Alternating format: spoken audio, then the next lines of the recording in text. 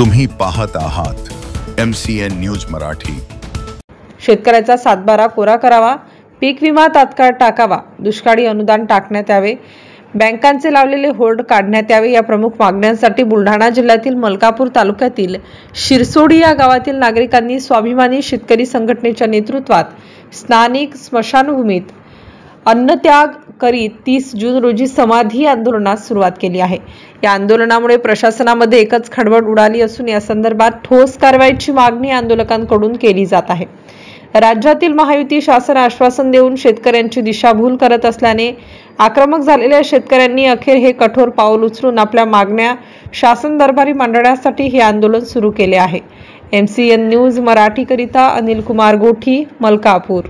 कर्ज काढेल असं मालेकान तो मरेल आहे ते आले की मार मागता टेकला हे गोमाई गलती व्हायला मानार शेती आहे ते बँकेवाले येतात बाई वर कर्ज कुठलं भरू मी कर्ज मला खायला तर तुम्ही घाला ना खाऊ घाला ना आता पगार बी बात चालू नाही करत एवढं वय झालं आता काय होते माझ्यात काम धंदा नाही माझी शेती काय माती खाऊ त्याच्यातली खरी गोष्ट हा कोणा जो दिले कागद की नाही म्हणता होत नाही तू येणार शेती मग काय माती खाऊ बापू त्याच्यातली।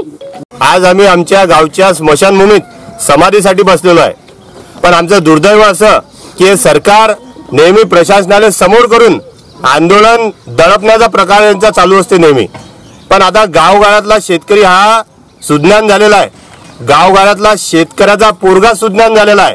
आमचा बाप अडाणी येशील पण आमचे पोरं आता भगतसिंगाच्या मार्गाने आंदोलनासाठी उतरलेले आहे। आमच्या प्रमुख मागण्या आहे की हा फडणवीस झोपलेला आहे। यानं प्रत्येक गावातल्या सभेमध्ये सांगितलं आहे की आमचा हरिभाऊ निवडून येऊ द्या, आमचा हरिभाऊ निवडून आला की शेतकऱ्याचा सातबारा आम्ही कोरा करू। मग आपला शेतकऱ्याचा सातबारा कोरा करू असं म्हटल्यावर आज जवळजवळ 1-2 वर्ष झाले की नाही? हो, 1-2 वर्ष झाले। मग यानं सातबारा कोरा करायला पाहिजे होता। मग आता हे शेतकऱ्याची काय मसनवट्याची वाट पाहू राहिले काही मसनवट्यात शेतकरी जायला पाहिजे म्हणून त्यातल्या त्यात आमचा हक्काचा पीक विमा दिला नाही। दुष्काळी अनुदान 13,600 मलकापूर नांदुरा तालुक्यात अजून 2,000 शेतकरी बाकी आहे।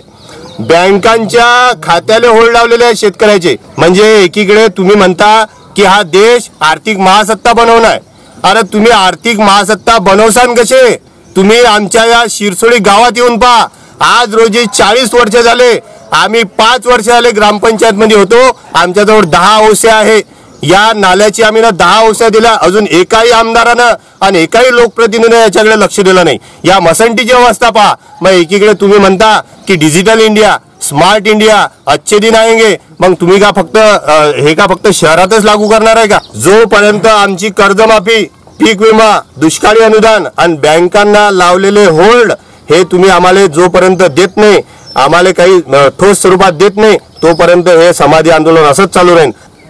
अजितदादा पवार हे सत्तेसोबत गेले, त्याचा 70,000 कोटीचा सिंचन घोटाळ्याची फाईल हे फडणवीस साहेबांना आम्हाला सांगावे की हे कोणत्या टेबलवर थांबलेली आहे।